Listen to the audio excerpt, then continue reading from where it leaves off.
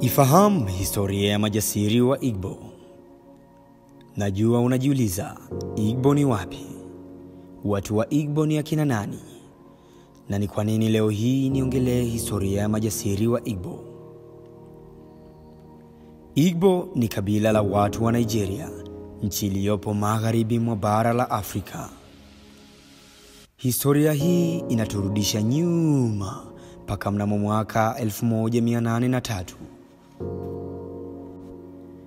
Mnamo mwaka 1803, watu wa Igbo walivamiwa. Watu hawa walivamiwa na wafanyabiashara wa kizungu. Licha ya jitihada kubwa za watu wa Igbo kupambana kujinusuru kutoka katika mikono ya wafanyabiashara hao, watu wa Igbo hawakuweza na hatimaye kuchukuliwa kama watumwa. Mnamo Mei mwaka 1803, wa Igbo pamoja na mateka wengine kutoka Afrika ya Kati walisafirishwa kutoka bara la Afrika kupitia bahari ya Atlantic kwa kutumia melikebu ya kizungu itwayo The Wanderer, na hatimaye kufikishwa katika dunia mpya, yaani Amerika ya sasa.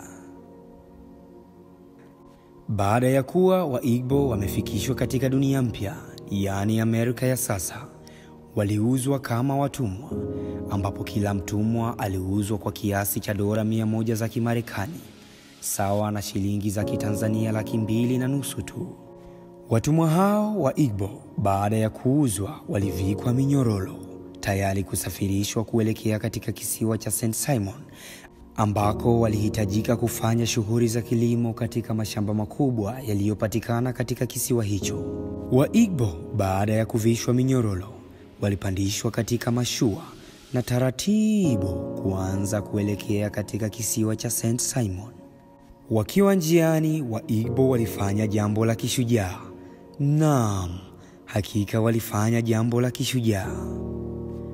Wa Igbo wakiwa njiani kuelekea katika kisiwa cha St. Simon, waliwakaba na kuwaua askari wa kizungu walioongoza msafara kuelekea katika kisiwa hicho, kisha kuwatupa askari hao baharini. Baada ya wa Igbo kufanya tukio hilo la kishujaa, walishika usukani kuendesha mashua kuelekea katika kisiwa cha St. Simon, hatimaye kutia nanga katika ufukwe wa Dunbar. Walipokwisha kutia nanga katika fukwe ya Dunbar, wa Igbo walifanya tukio jingine la kustajabisha zaidi.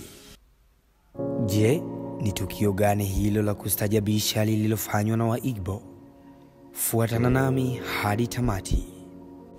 Baada ya wa Igbo kutia nanga katika fukwe ya Dunbar, walitelekeza mashua na kuanza kurudi kwa kishindo kikubwa baharini. Wakati wakirudi baharini, wa Igbo walikuwa wakiimba nyimbo za kishujaa kuashiria kuupinga utumwa.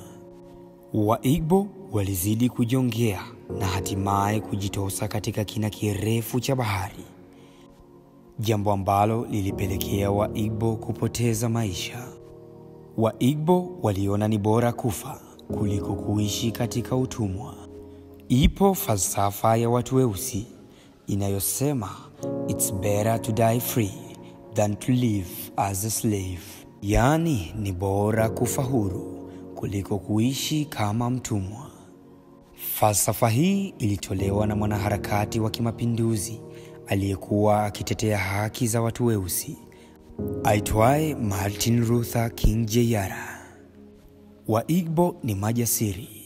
Wa Igbo ni miongoni mwa mashujaa wachache wa Afrika waliosimama imara katika kuupinga utumwa. Licha ya ushujaa na ushupavu walioonyesha wa Igbo katika kupambana kutokomeza utumwa, historia yao haikumbukwi tena hivi leo katika uso wa dunia. Pumzika kwa amani mashujaa wa Igbo. Daima tutawaenzi na kuwakumbuka mashujaa wetu wa Afrika. Historia hii fupi ya majasiri wa Igbo imeandaliwa na jopo la Kinanga TV na kusomwa kwako nami Raphael Godfrey Kinanga wa Kinanga TV.